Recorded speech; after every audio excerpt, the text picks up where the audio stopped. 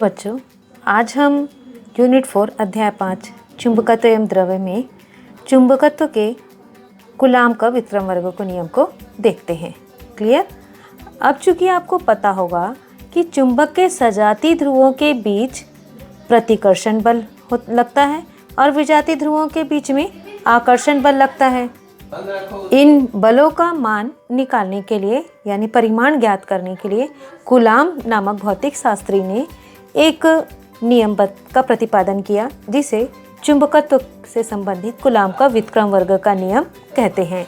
उसके अकॉर्डिंग उन्होंने दो ध्रुव प्राबल्य लिए, है ना, स्वतंत्र काल्पनिक ध्रुव प्राबल्य M1 और M2। M1 A पॉइंट पर है, M2 B पॉइंट पर है और दोनों के बीच की दूरी स्मॉल r के रूप में लिया उन्होंने।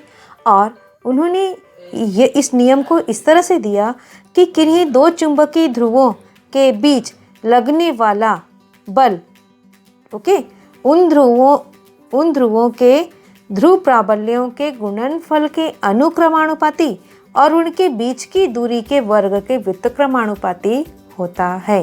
यह कूलाम के चुंबकत्व में कूलाम का विक्रम वर्ग का नियम है।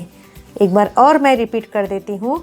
किन्हीं दो चुंबकीय ध्रुवों के मध्य लगने वाला बल उन ध्रुवों के ध्रुव प्राबल्यों के गुणनफल के अनुक्रमानुपाती और उनके बीच की दूरी के वर्ग के व्युत्क्रमानुपाती होता है। चलिए आइए हम इनको निकालते हैं। यहाँ M1 और M2 यानी M1 पहला ध्रुव प्राबल्य, M2 दूसरा ध्रुव प्राबल्य का दो ध्रुव लिए हैं हम, ठीक है।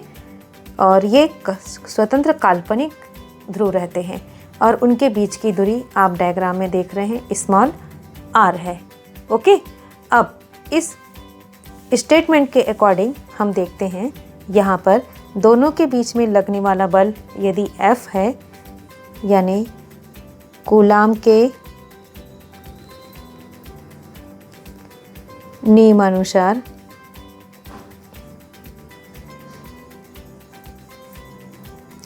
दोनों ध्रुवों के बीच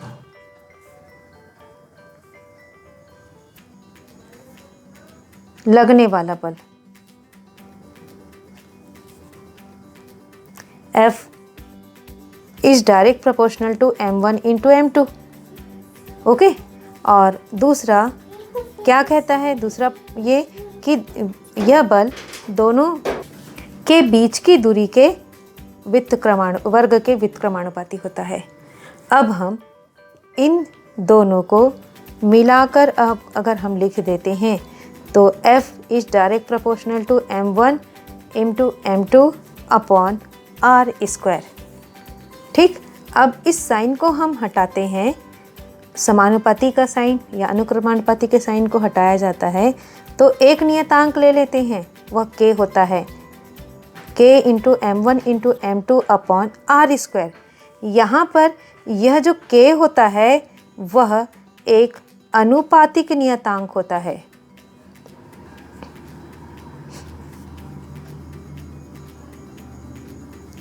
ठीक है, और इसका मान किन बातों पर निर्भर करता है, इन दोनों ध्रुवों के बीच में किस प्रकार का माध्यम है और यहाँ पर जो मात्रक की पद्धति क्या है उस बात पर निर्भर करता है K का मान। ठीक है, तो हम इस वैल्यू को सबसे पहले SI मात्रक में हम निकालते हैं। चलिए देखते हैं।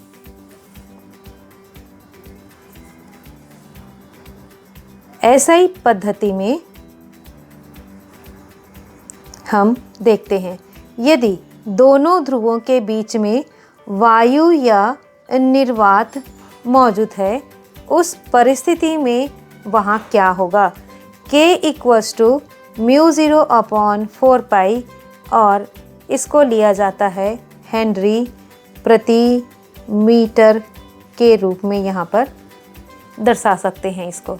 ठीक, μ0 यहाँ पर जो माध्यम है उसकी चुंबकशीलता है, या आप ये कह सकते हैं चुंबकीय क्षेत्र रेखा के चालन शक्ति को दर्शाता है μ0। ठीक है, तो यहाँ पर आप μ0 के बारे में बता सकते हैं। μ0 वायु या निर्वात की निरपेक्ष चुंबकशीलता, इसी को निरपेक्ष पारगम्यता भी कहा जाता है।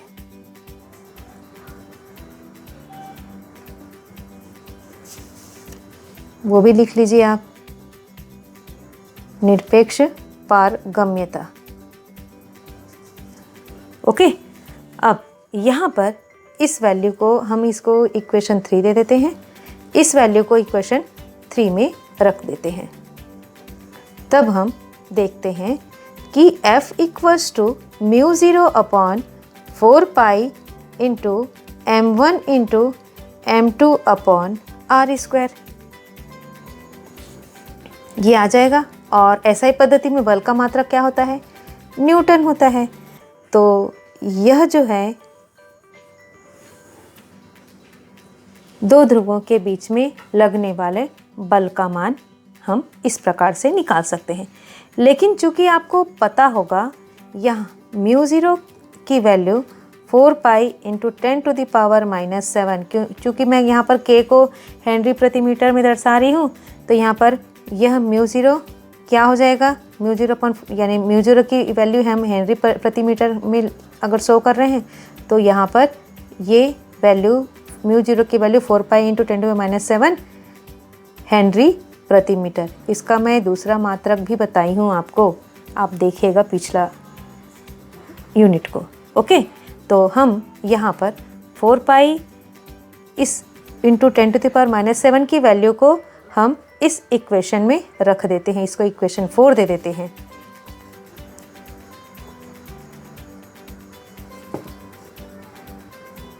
ओके, तो F इक्वल्स टू μ0 की value 4 pi into 10⁻⁷ upon 4 pi cancel हो गया, m1 into m2 upon r square, यह न्यूटन में।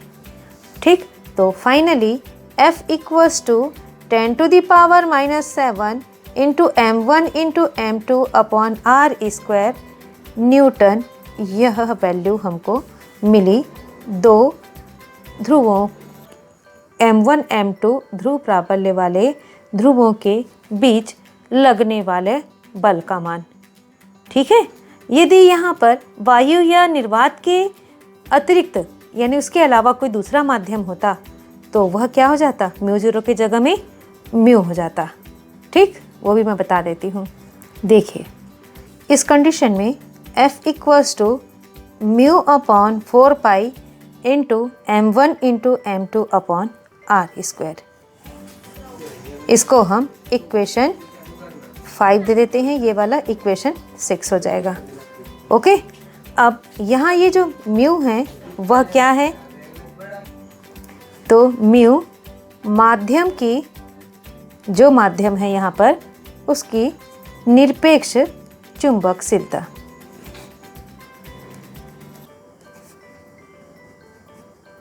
क्लियर? समझ में आ गया होगा आपको, बहुत इजी है ये। ओके, तो आप इनको देख लीजिए यहाँ तक।